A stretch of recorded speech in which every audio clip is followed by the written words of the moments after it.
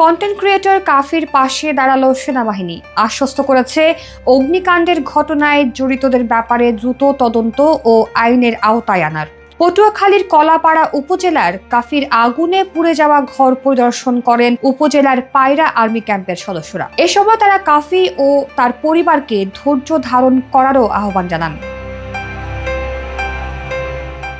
স্থানীয় সূত্রে জানা যায়, মঙ্গলবার দিবাগত রাত 2টার দিকে পটুয়াখালীর কলাপাড়ায় নুরুজ্জামান কাফির গ্রামের বাড়িতে ভয়াবহ অগ্নিকাণ্ডের ঘটনা ঘটে।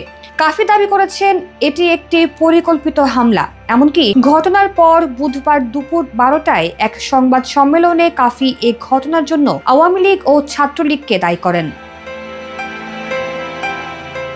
এ সময় তিনি প্রশাসনকে হুঁশিয়ারি করে বলেন, আগামী 7 দিনের মধ্যে তার ঘর পুনর্নির্মাণ এবং দোষীদের গ্রেফতার করা না হলে বিপ্লবী সরকারের ডাক দেবেন তিনিই হবেন বিকল্প। এমন ঘটনার পরপরই ঘটনাস্থল পরিদর্শন করে কলাপাড়া উপজেলা নির্বাহী অফিসার মোহাম্মদ রবিউল ইসলাম।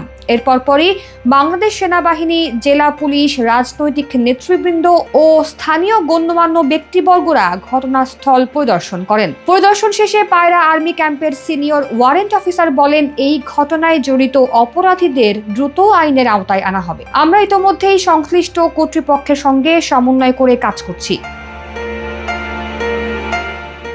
তিনি আরো বলেন, বাংলাদেশ সেনাবাহিনী সব সময় জনগণের পাশে রয়েছে। এই পরিবার যাতে ন্যায় বিচার পায় তা নিশ্চিত করতে আমরা যথাযথ ব্যবস্থা নিচ্ছি। এতে প্রশাসনকেও ধন্যবাদ জানিয়েছেন কন্টেন্ট ক্রিয়েটর নুরুজ্জামান কাফি। বলেন, ইতোমধ্যে প্রশাসনের ঊর্ধ্বতন কর্মকর্তারা পরিদর্শনে এসেছিলেন।